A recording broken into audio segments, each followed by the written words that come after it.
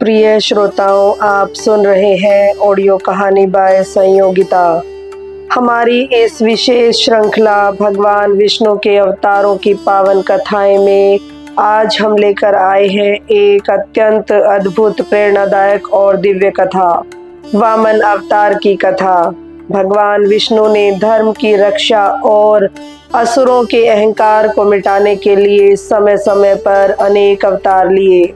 इन्हीं में से एक है वामन अवतार, एक ऐसा अवतार जिसने बोने ब्राह्मण के रूप में असुर राज बलि के अभिमान को तोड़ा और धर्म की रक्षा की। तो आइए भक्ति और आस्था से भरे इस दिव्य प्रसंग को सुनते हैं, वामन अवतार की कथा मेरे साथ, अपनी मातृभाषा में सरल और भावपूर्ण अंदाज में। जब अन्याय बढ़ता है, जब अहंकार धर्म पर प्रहार करता है, जब देवता भी असहाय हो उठते हैं, तब भगवान स्वयं उतरते हैं धरती पर, कभी राम बनकर, कभी कृष्ण बनकर और कभी एक नन्हे से ब्राह्मण वामन के रूप में। यह कथा है वामन अवतार की, जहां भगवान विष्णु ने अपने भक्त के अहंकार को विनम्रता में बदला और सृष्टि को यह संदेश दिया कि सच्चा दान वही है जिसमें अहंकार न हो, और सच्ची भक्ति वही है जिसमें भगवान के लिए अपना सब कुछ अर्पण कर दिया जाए। आइए सुनते हैं वामन अवतार कथा, केवल ऑडियो कहानी बाय संयोगिता पर। बहुत समय पहले की बात है, त्रेता युग का समय था। धरती पर देवताओं और दानवों के बीच लगातार संघर्ष चल रहा था।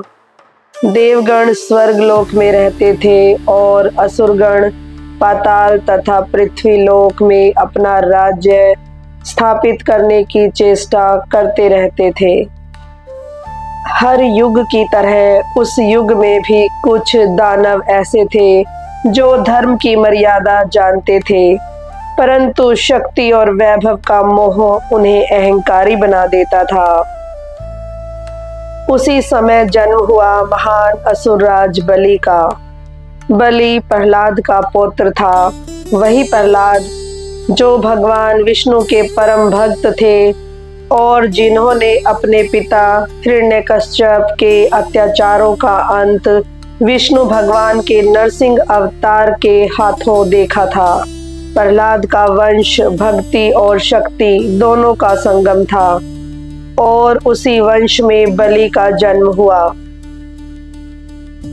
बलि बचपन से ही बुद्धिमान, विनम्र और पराक्रमी था। उसे उसके गुरु शुक्राचार्य ने वेदों और युद्ध शास्त्र दोनों की शिक्षा दी। वह अपने पितामह प्रहलाद की भांति भक्ति से प्रेरित था, किंतु भीतर कहीं शक्ति की लालसा भी थी। वह चाहता था कि असुरों की प्रतिष्ठा फिर से जग में स्थापित हो जाए। धीरे धीरे बलि बड़ा हुआ। उसने असुरों को एकत्र किया और गुरु शुक्राचार्य की कृपा से महाबली बलि के नाम से प्रसिद्ध हुआ। उसकी सेना अत्यंत बलशाली थी, असंख्य रथ, हाथी और योद्धा। उसने अनेक युद्ध जीते और एक समय ऐसा आया जब बलि ने स्वर्गलोक पर भी विजय प्राप्त कर ली। देवता पराजित हुए, इंद्र अपना सिंहासन खो बैठे, वरुण, अग्नि, वायु, सभी लोकों में भय का वातावरण फैल गया। देवगण दौड़े भगवान विष्णु की शरण में। उन्होंने विनती की, हे नारायण, धर्म संकट में है। असुरराज बलि ने संपूर्ण लोकों पर अधिकार कर लिया है। वह यज्ञ करता है, दान देता है, परंतु अब उसके भीतर अहंकार बढ़ रहा है। हमें आपकी शरण चाहिए। भगवान विष्णु मुस्कुराए। उन्होंने कहा, बलि मेरा भक्त है, उसमें अहंकार आया है, परंतु वह बुरा नहीं है। उसे पराजित करने के लिए युद्ध नहीं, ज्ञान की आवश्यकता है। मैं स्वयं उसे शिक्षा दूंगा। यही निश्चय कर भगवान ने वामन रूप धारण करने का निश्चय किया। उस समय देवगुरु ब्रह्म ऋषि काश्यप और उनकी पत्नी अदिति तपस्या में लीन थे। अदिति अत्यंत व्यथित थी क्योंकि उनके पुत्र देवता बलि के अधीन हो गए थे। उन्होंने विष्णु जी की आराधना की। हे नारायण, मेरे पुत्रों की रक्षा कीजिए, आप ही धर्म के रक्षक हैं। उनकी कठोर तपस्या से प्रसन्न होकर भगवान विष्णु ने गर्भ से जन्म लेने का वरदान दिया और फिर अदिति के गर्भ से एक नन्हा तेजोमय बालक उत्पन्न हुआ। उस बालक के शरीर से दिव्य प्रकाश निकल रहा था। उसका नाम रखा गया वामन। वामन का अर्थ है छोटा या बोना, परंतु यह छोटा रूप केवल एक लीला थी। वास्तव में वही था ब्रह्मांड का स्वामी। वामन का बचपन अद्भुत था। वह साधारण बालक की भांति वेदाध्ययन करता, सादगी से चलता और सबको नमस्कार करता। उसके मुख पर दिव्यता थी। एक दिन उसने माता अदिति से पूछा, माता, क्या मैं कुछ कर सकता हूँ जिससे देवताओं का अपमान मिटे? अदिति ने आशीर्वाद दिया, वत्स, तू स्वयं विष्णु का अंश है। तू धर्म की रक्षा के लिए उत्पन्न हुआ है। वामन ने कठोर ब्रह्मचर्य का पालन किया और गुरु से दीक्षा लेकर यज्ञ का संकल्प लिया। वह काश्यप ऋषि का तेजस्वी पुत्र था, परंतु अत्यंत विनम्र। वह हमेशा कहता, अहंकार ही पतन का मूल है। दान तभी पवित्र होता है जब दाता उसमें मैं का भाव छोड़ दे। उधर असुरराज बलि अब और भी शक्तिशाली हो चुका था। उसने एक विशाल अश्वमेध यज्ञ करने का निश्चय किया, जिससे उसका राज्य सदा अजय हो जाए। उस यज्ञ में ब्राह्मण, ऋषि, दानव, देव सबको आमंत्रित किया गया। स्वर्ण सिंहासन, रतन जड़ित मणियों से सजी वेदियां, सुगंधित धूप, बलि का दरबार अद्भुत था। बलि का मन उदार था। वह किसी भी ब्राह्मण को खाली हाथ नहीं लौटाता था। कहता, दान मेरा धर्म है। गुरु शुक्राचार्य ने चेतावनी दी, राजन, दान अच्छा है, परंतु विवेक के बिना दिया गया दान सर्वनाश करता है। पर बलि हंसकर बोला, गुरुदेव, जिसने सब पाया उसे देने से भय क्यों? यही वह क्षण था जब भगवान विष्णु ने अपनी लीला रचने का निश्चय किया। उस दिन यज्ञ की भूमि पर सब एकत्र थे। सूर्य आकाश में तेजी से चमक रहा था। तभी दूर से एक दिव्य ब्राह्मण बालक आता दिखाई दिया। वह छोटा कद का था, पर उसके तेज से संपूर्ण सभा आलोकित हो उठी। उसके गले में मृग चर्म, हाथ में कमंडल और दंड था। उसके चरणों की आहट से ही हवा में पवित्रता फैल गई। बलि ने देखा और तत्क्षण खड़ा हो गया। आइए ब्राह्मण देव, उसने आदर पूर्वक कहा, आपका स्वागत है मेरे यज्ञ में। कृपया आसन ग्रहण करें। आप जो भी चाहें मैं देने को तत्पर हूँ। वामन मुस्कुराए। उनकी मुस्कान में ब्रह्मांड का प्रकाश झलक रहा था। उन्होंने शांत स्वर में कहा, राजन, मुझे केवल 3 पग भूमि चाहिए। सभा में सन्नाटा छा गया। 3 पग भूमि?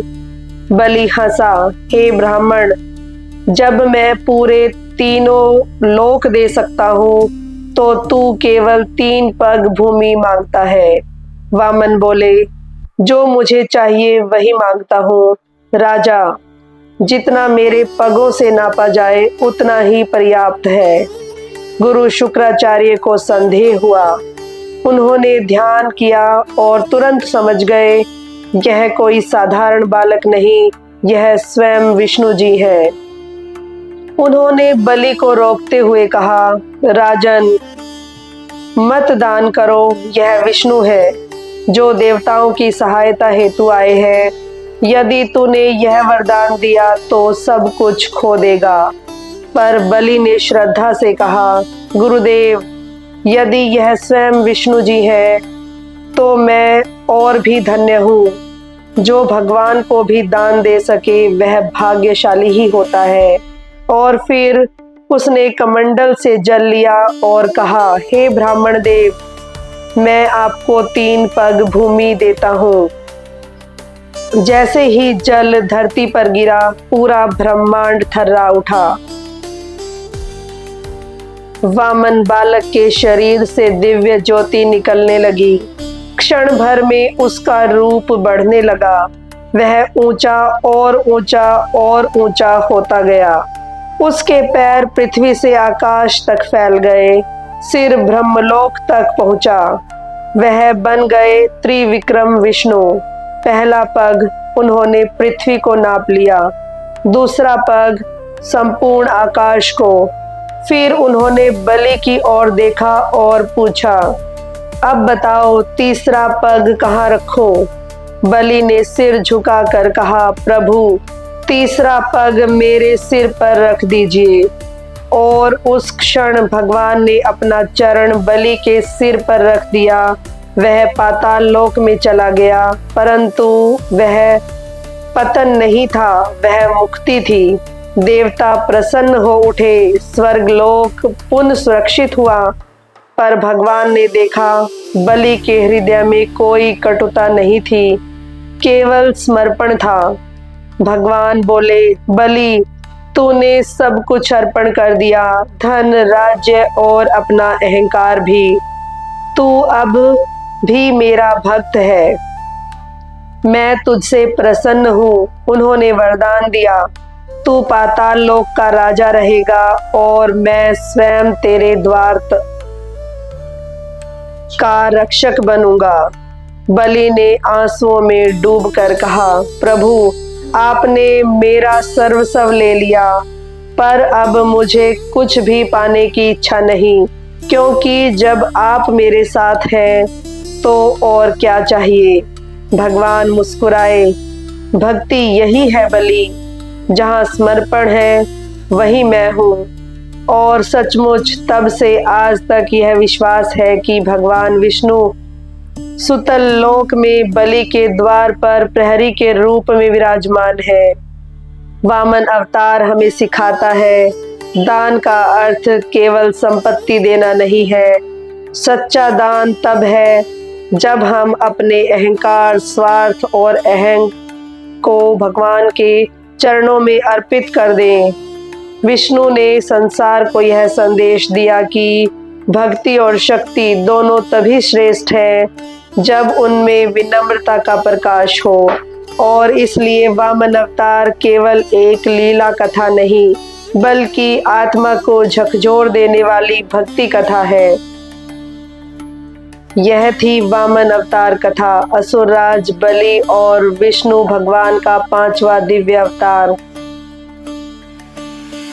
सीरीज विष्णु भक्त और अवतार कथाएं, पेशकश ऑडियो कहानी बाय संयोगिता।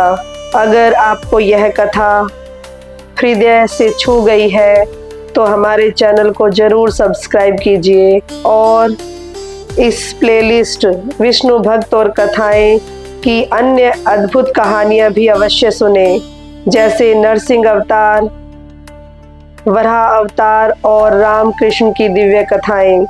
आपका समर्थन ही हमारी प्रेरणा है। मिलते हैं अगली कथा में, जहां फिर प्रकट होंगे विष्णु भगवान एक नए रूप में, एक नई लीला के साथ। जय श्री वामन देव, जय श्री विष्णु। धन्यवाद।